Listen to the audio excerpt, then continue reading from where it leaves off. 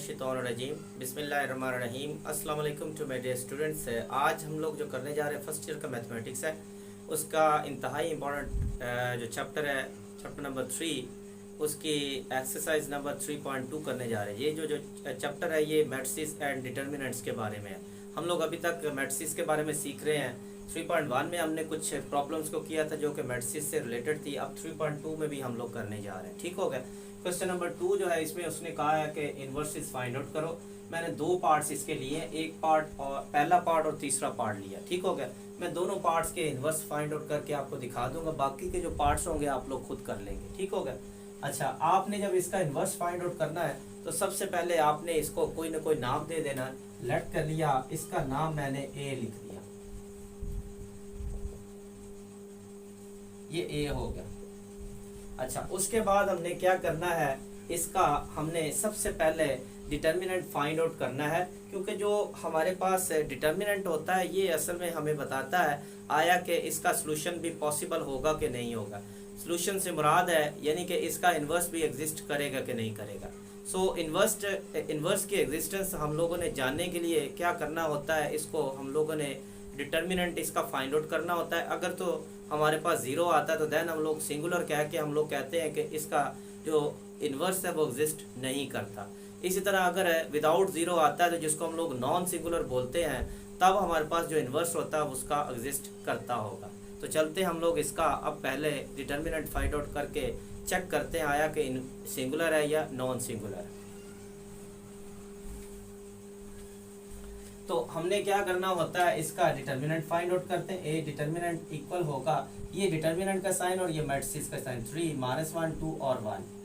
अब इसका determinant find out करने के लिए दो रोज और दो कॉलम का पहले इनको मल्टीप्लाई करते हैं तो 3 आ गया, दरमियान में माइनस आएगा, फिर इन दोनों को मल्टीप्लाई करते हैं सो -1 आ गया। सो इसको हम लोग थोड़ा सा हल करेंगे, 3 -1 तो ये आ जाएगा 4। सो अब चूंकि 4 आया है तो हमें पता है 4 एक नॉन सिंगुलर है। सो नॉन सिंगुलर है तो देन इसका इन्वर्स जो होता है वो एग्जिस्ट करता होगा। अब हम लोग ऐसा करते हैं कि इसका एडजॉइंट भी निकाल के रख लेते हैं, adjoint of A. So adjoint में क्या करते हैं, इसकी जगह चेंज करते हैं और इनके साइन चेंज करेंगे। पॉजिटिव है तो नेगेटिव, नेगेटिव है तो पॉजिटिव कर रहे हैं, ये पॉजिटिव है ये नेगेटिव कर दिए। अब इसका इन्वर्स लेते हैं। इन्वर्स जो होता है ये एडजॉइंट ऑफ ए ओवर में डिटर्मिनेंट ऑफ ए के इक्वल होगा। सो एडजॉइंट ऑफ ए हमारे पास है ये वाला मैट्रिक्स, उसके बाद डिटर्मिनेंट ऑफ ए हमारे पास है 4। सो यूं हमारे पास इसका आंसर आ गया, यही हमारे पास इसका इन्वर्स होगा। आप चाहें तो 1/4, 1/4, -2/4, 3/4 ऐसे करके लिख सकते हैं, बल्कि आप लिख ही लें क्योंकि ये 2 इसको डिवाइड कर रहा है। सो हम लोग ऐसा कर लेते हैं 1/4, 1/4, -2/4 और 3/4। तो ये 2 1 टाइम 2 2 टाइम 4 हो गया, तो ये हमारे पास कैंसिल हो गया, बाकी जो बचा यही हमारे पास इसका इन्वर्स होगा। अब इसको भी हम लोग ऐसे ही करेंगे, कोई ना कोई लेट करेंगे। सो लेट कर लिया, इसके चले हम लोग बी का नाम दे देते हैं। अब इसका हम लोग डिटर्मिनेंट फाइंड आउट पहले करते हैं, चेक करते हैं आया सिंगुलर है या नॉन सिंगुलर, आया कि इसका इन्वर्स एग्जिस्ट करेगा कि नहीं करेगा। सो क्या करेंगे, इनको मल्टीप्लाई करेंगे, -2 आयोटा स्क्वायर बन गया, दरमियान में माइनस आया, इनको किया आयोटा स्क्वायर बन गया, -2 iota square minus iota square तो -3 iota square. So iota square हमारे पास -1 की इक्वल होता है, -3 इंटू -1 तो ये +3 आ गया। इस तरह से ये हमारे पास डिटर्मिनेंट आ गया। अब हम लोगों ने क्या करना है, इसका एडजॉइंट निकालना है, उसके बाद हम लोग इसका इन्वर्स निकालेंगे। सो एडजॉइंट ऑफ बी, सो ये होगा हमारे पास इसका, इसकी और इसकी जगह चेंज की, 2 आयोटा यहाँ सॉरी माइनस आयोटा यहाँ पर आ गया और 2 आयोटा यहाँ पर आ गया, और इन दोनों की अलामतें तब्दील करेंगे, माइनस आयोटा और माइनस आयोटा। अब हम लोग इसका इन्वर्स ले लेंगे। तो इसका इन्वर्स हमारे पास होगा इन्वर्स ऑफ बी, चूंकि ये हमने बी लेट किया है। So inverse of B equal होगा एडजॉइंट ऑफ बी ओवर में determinant of B. So adjoint of B हमने निकाला है ये minus iota, minus iota, minus iota और 2 आयोटा डिवाइडेड बाई हमारे पास आ रहा है डिटर्मिनेंट ऑफ बी वो 3 आ रहा है। सो सबको आप चाहें तो 3 पर डिवाइड कर ले, -1/3 आयोटा, -1/3 आयोटा, -1/3 एयोटा और 2/3 एयोटा। तो यूं हमारे पास ये इसका इन्वर्स आ गया। उम्मीद है आपको इसकी समझ आई होगी। मैंने पार्ट नंबर 1 और पार्ट नंबर 3 किया है। 2 और 4 आप पार्ट खुद से कीजिएगा, आप आसानी के साथ कर लेंगे। फिर भी कोई प्रॉब्लम हुई तो मेरे साथ शेयर कर लीजिएगा कमेंट्स में जाके। मैं आपको अगर मुमकिन हो सका तो मैं आपको बताऊंगा, अगर नामुमकिन हो सका तो मैं आपको पूरी एक वीडियो बना के आपको बता दूंगा। ठीक हो गया। अब हम लोग इसका जो नेक्स्ट क्वेश्चन आ रहा है उसको करेंगे।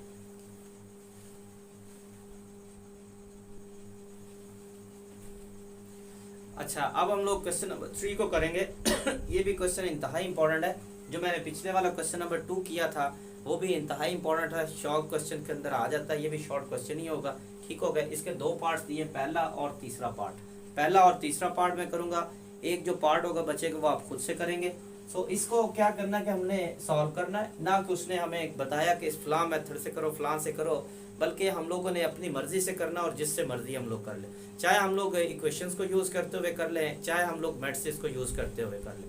मैं आपको सजेशन दूंगा कि आप ऐसा करें कि आप बाय यूजिंग मैट्रिसेस आप इसको कर लें, क्योंकि मैट्रिसेस का चैप्टर कर रहे हैं तो इसीलिए इसको सीख लें तो ज़्यादा बेहतर होगा। आगे जाके हम लोग इसको यूज़ कर लेंगे।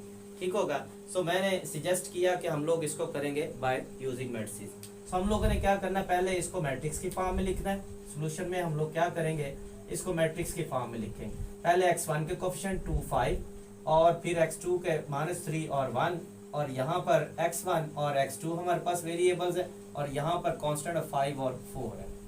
अब हमने क्या करना है, इन दोनों को कोई ना कोई लेट कर लेना, बल्कि तीनों को लेट करेंगे। सो फर्स्ट को भी हमने लेट कर लिया, ये a हो गया, 2 -3 5 और 1। दूसरे वाले को कैपिटल X मान लिया, x1 x2, और ये जो कांस्टेंट्स हैं इसको हमने b मान लिया, ये है 5 और 4 है। ठीक हो गया। अब हम लोगों ने क्या करना है, इसका सोल्यूशन क्योंकि फाइंड आउट करना, सोल्यूशन तब तक फाइंड आउट नहीं हो सकता जब तक आपको पता ना हो कि आया कि ये सिंगुलर है या नॉन सिंगुलर है। सो उसके लिए हम लोग क्या करेंगे, जो हमारे पास ए मैट्रिक्स होगा उसका हम लोग डिटर्मिनेंट फाइंड आउट करेंगे। सो डिटर्मिनेंट कैसे फाइंड आउट करते हैं, इसको इसके साथ मल्टीप्लाई किया तो 2 दरमियान में माइनस आया, फिर इसको मल्टीप्लाई करेंगे तो -15 हो गया। सो माइनस माइनस प्लस 15 + 2 तो ये 17 बन जाएगा। ये हमारे पास जो आया ये नॉन सिंगुलर है तो इसीलिए इसका सोल्यूशन पॉसिबल है। अब हम लोग इसका एडजॉइंट भी निकाल के रख लेते हैं। Adjoint of A will be equals to, so इसकी जगह चेंज होगी और इनके साइन चेंज होंगे। ये हमारे पास एडजॉइंट आ चुका है।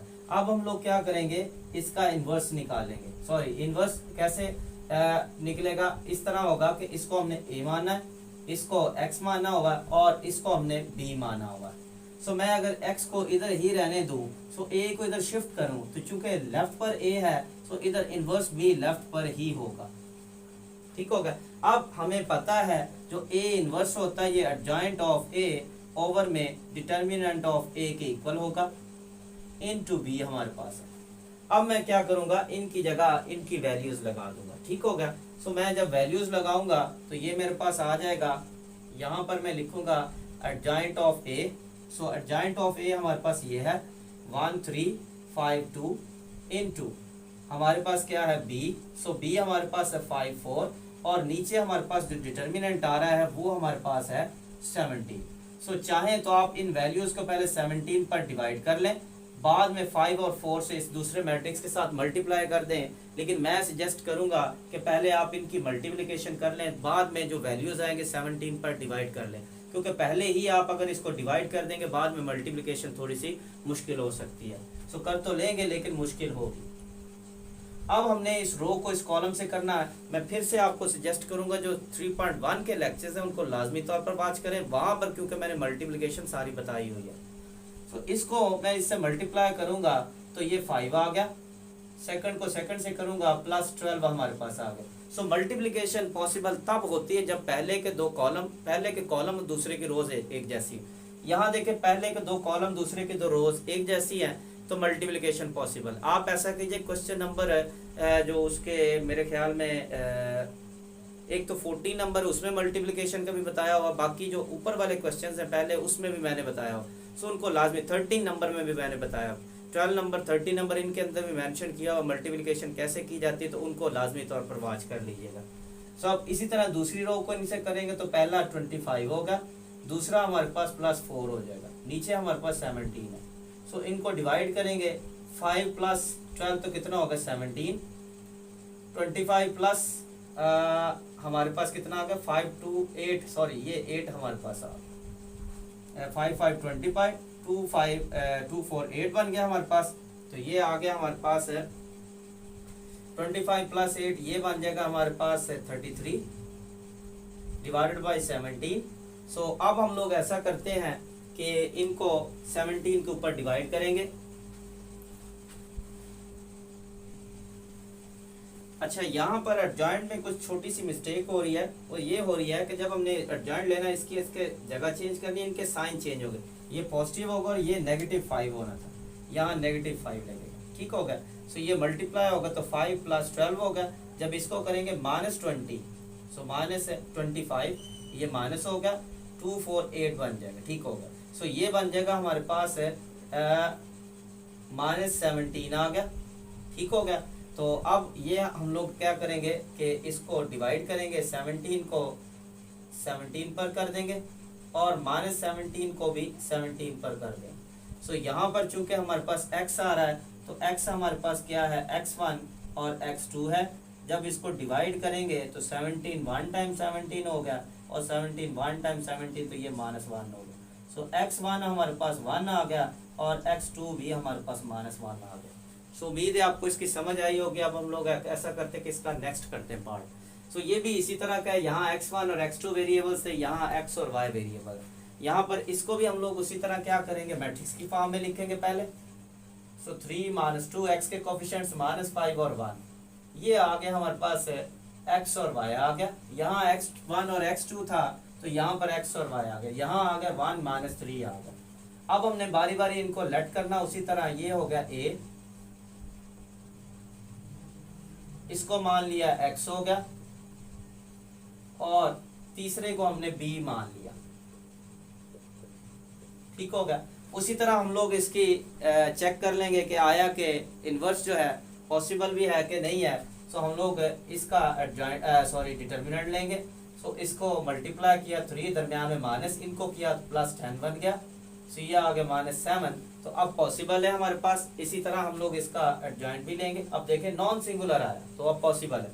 एडजॉइंट ऑफ ए हमारे पास होगा, इसकी और इसकी जगह चेंज करेंगे। अब मैं कोशिश करूंगा मिस्टेक ना हो और इनका साइन चेंज कर देंगे, तो ये हो जाएगा +5, ये +2 बन जाएगा, ठीक होगा।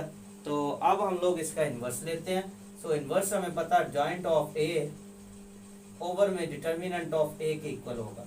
सो एडजॉइंट ऑफ ए हमारे पास है, वो है 1 5 2 3 ओवर में डिटर्मिनेंट ऑफ ए हमारे पास है -7।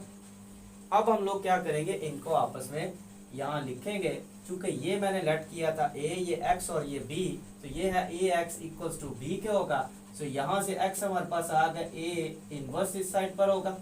सो a इनवर्स हमने ये निकाला होगा, इसको लिखेंगे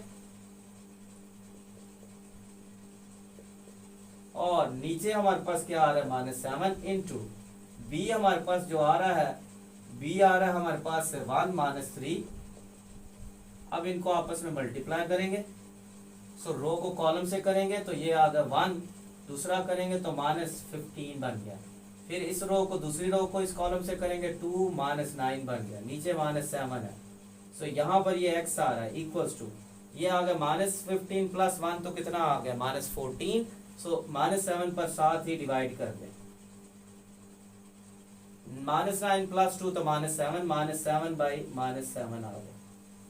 माइनस से कैंसर, 7 2 14 हो गया। ये माइनस है, 7 1 टाइम 7 हो गया। सो ये हमारे पास आ गया, जो x था ये हमारे पास x और y था, इक्वल्स टू किसके है, 2 और 1 के है। जबकि x हमारे पास 2 आ गया और y हमारे पास 1 आ गया। तो इस तरह से हम लोगों ने इसका जो सोल्यूशन था वो हम लोगों ने फाइंड आउट करना सीखा। उम्मीद है आपको इसकी समझ आई होगी। आप 1 से 2 बार इसकी प्रैक्टिस करेंगे तो आपको इसकी समझ आ जाएगी। अब जो नेक्स्ट हमारे पास क्वेश्चंस आ रहे हैं वो हम लोग ऐसा करेंगे कि नेक्स्ट वीडियो के अंदर करेंगे। यहाँ मैंने क्वेश्चन नंबर 2 और 3 को कवर अप किया। याद रखिएगा, जब तक आप पिछले वाले लेक्चर्स को वॉच नहीं करेंगे तब तक आपको समझ नहीं आएगी। और इसी तरह मेरा जो चैनल है यूट्यूब का चैनल maths.counseling है, उसको भी आप लोग लाजमी तौर पर सब्सक्राइब कर दीजिएगा।